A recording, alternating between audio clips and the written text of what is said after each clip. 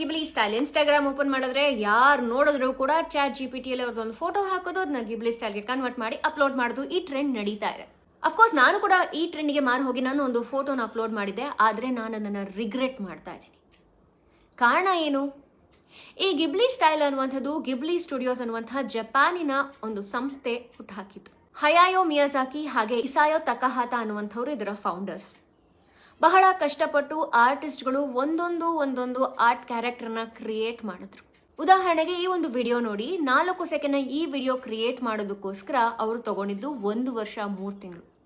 ಇಷ್ಟೆಲ್ಲ ಶ್ರಮ ವಹಿಸಿ ಪಟ್ಟಂತಹ ಒಂದು ಆರ್ಟಿಸ್ಟ್ನ ಕೆಲಸವನ್ನ AI ಕಣ್ಣು ಮುಚ್ಚಿ ತೆಗೆಯೋದ್ರಲ್ಲಿ ಕದ್ದು ಅದನ್ನು ನಮಗೆ ಕನ್ವರ್ಟ್ ಮಾಡಿ ಕೊಡ್ತಾ ಇದೆ. ಇದು ಆರ್ಟಿಸ್ಟ್ಗೆ ಮಾಡಿರುವಂತಹ ಅವಮಾನ ಖಂಡಿತವಾಗ್ಲೂ ಹೌದು. ಆದರೆ ಇದರ ಜೊತೆಗೇನೆ ಈ ಗಿಬ್ಲಿ ಸ್ಟುಡಿಯೋಸ್ ಅವರು ಮೇನ್ ಆಗಿ ಈ ಒಂದು ಆರ್ಟ್ನ ಕ್ರಿಯೇಟ್ ಮಾಡಿದ್ದೆ ಪ್ರಕೃತಿ ಹಾಗೆ ಮನುಷ್ಯನ ಮಧ್ಯೆ ಇರುವಂತಹ ಸಂಬಂಧನ ಸಾರಿ ಹೇಳೋದಕ್ಕೆ. ಆದರೆ AI ಜನರೇಟೆಡ್ ಈ ಗಿಬ್ಲಿ ಇಮೇಜಸ್ ಇಂದ ಪ್ರಕೃತಿಗೆ ಏನಾಗ್ತಾ ಇದೆ ಗೊತ್ತಾ? ಒಂದು AI ಜನರೇಟೆಡ್ ಇಮೇಜ್ ಹೊರ ಬರಬೇಕಾದ್ರೆ ಸಿಕ್ಕಾಪಟ್ಟೆ ಎನರ್ಜಿ ಕನ್ಸ್ಯೂಮ್ ಆಗುತ್ತೆ. ಒಂದು ಇಡೀ ಐಫೋನ್ 100% ಚಾರ್ಜ್ ಆಗೋದಕ್ಕೆ ಎಷ್ಟು ಎಲೆಕ್ಟ್ರಿಸಿಟಿ ಎನರ್ಜಿ ಬೇಕಾಗುತ್ತೋ ಅದು ಒಂದು ಇಮೇಜ್ ಕ್ರಿಯೇಟ್ ಮಾಡೋದಕ್ಕೆ ಬೇಕಾಗತ್ತೆ. ಹಾಗೆ ಆ CPU ಕೂಲ್ ಡೌನ್ ಆಗೋದಕ್ಕೆ 2 ಲೀಟರ್ ನೀರು ಬೇಕಾಗತ್ತೆ. ಹಾಗೆ ಅದರಿಂದ ಹೊರಬರುವಂತಹ ಕಲುಷಿತವಾದಂತಹ ಅನಿಲ ನೋಡಿದ್ರೆ ಒಂದು ಮನುಷ್ಯ 2.5 ಗಂಟೆ ಗಾಳಿಯನ್ನ ಸೇವಿಸಿ ಹೊರಬರುವಂತಹ ಅನಿಲದಷ್ಟು